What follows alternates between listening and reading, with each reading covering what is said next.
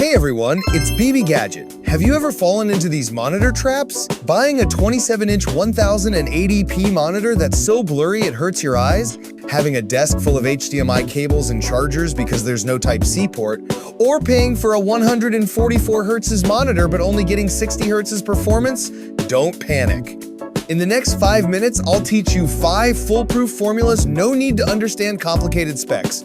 You'll pick the perfect monitor for yourself, save time, and avoid wasting money. Let's start right now. First, let's talk about size and resolution. The key rule is, size sets the base, resolution determines clarity. Only choose a large monitor if your desk is big enough wrong, matching ruins your experience. For small desks like dorm desks 60 centimeters wide, go for 24-inch. 27-inch is the mainstream choice, great for both work and gaming. If you have a big desk over 80 centimeters wide and want immersion, then choose 32-inch or larger. Not sure about your desk size? Use your phone's measuring tool. It's super easy. Resolution matching is even more important. 1080p works for 24-inch or smaller. 1080p on a 27-inch monitor will be blurry. 2K is the perfect match for 27-inch. It balances clarity and price, highly recommended. 4K is for 32-inch or larger with sharp images but higher requirements for your PC and a higher price tag. Remember this foolproof match: 24-inch plus 1080p, 27-inch plus 2K, 32-inch plus 4K. You can't go wrong. To sum up, measure your desk first, then choose by the size resolution formula. Don't force a large monitor on a small desk, and don't waste money on high resolution for a small monitor. Next is panel type. Remember this: IPS for all-purpose use, VA for movie lovers, TN for budget gamers, OLED for ultimate quality. Match your budget and needs. Choosing the wrong panel wastes half your money. IPS is like a top student, suitable for 99% of people. Great for work, photo editing, and casual gaming, with accurate colors and wide viewing angles. VA is a movie expert, deep blacks and high contrast for movies, but a bit of motion blur for gaming. TN is a budget gamer's pick, fast response and low price, perfect for gamers on a tight budget. OLED is the image quality king, vibrant colors and no motion blur, but expensive and prone to burn-in. Don't display static images for too long. For budgets, students or those with under 200, prioritize IPS or TN. Office workers who want to watch movies too, IPS or VA under. 300 work. If you're not on a budget and want ultimate quality, go straight for OLED over $400. To sum up, match your budget and needs. IPS is the safest choice for most people. Choose others only if you have specific needs. Don't pay for features you won't use. The third key point is refresh rate. The rule: 60 Hz is enough for work, 144 Hz is great for gaming, 240 Hz is for pro gamers. Don't force high refresh rate if your GPU can't handle it. It'll only work at 60 Hz. Refresh rate is how many times the screen updates per second. The higher the number, the smoother games and dynamic content look, like going from a laggy PPT to a smooth video. Look at this test comparison. 60 Hz has obvious motion blur in CS2, while 144 Hz is responsive and smooth. You'll feel the difference right away. But note, higher refresh rate isn't always better. It depends on your GPU. Don't know your GPU model? On Windows, press Win plus R prime. Type DX Diag and check the display tab.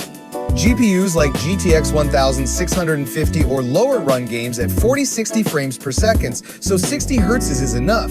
RTX 3060 over 4050 hit 80 to 120 frames per second, 144 Hz is perfect. RTX 3070 or higher go over 120 frames per second, so 144 Hz or 240 Hz works. To sum up, 60 Hz is enough if you don't game. 144 Hz for CS2 or LOL, 240 Hz only for pro gamers. A weak GPU makes high refresh rate useless. The fourth key point is response time. Don't be tricked by the 1 millisecond label from sellers. The rule, got to go is real speed, MPRT is misleading. Under 4 milliseconds is enough, no need to chase perfection. Response time is how fast pixels change color. The faster it is, the less motion blur in games. But be careful, many cheap monitors say 1 millisecond MPRT. This is achieved through technical tricks, which causes screen flicker and hurts your eyes after long use. 1 millisecond got to go is real physical speed with better experience but a slightly higher price. A tip for casual gamers: no need to chase 1 millisecond. An IPS monitor with got to go under 4 milliseconds is more than enough for gaming, saves money, and is comfortable. To sum up, focus on the got to go spec. Under 4 milliseconds is enough. Don't waste money on 1 millisecond MPRT. The last key point is ports. Don't buy a monitor that can't connect to your devices. The rule: know your device's ports, choose the right monitor ports. Type-C for one cable convenience, DP for stable high refresh rate. Let's look at 3 common ports. HDMI is universal, works with TVs, game consoles, and PCs, but may be unstable at high refresh rates. DP is the first choice for desktop gamers, stable for high refresh rates and resolutions. Type-C is a lifesaver for laptops. One cable transfers video and charges your laptop, keeping your desk tidy.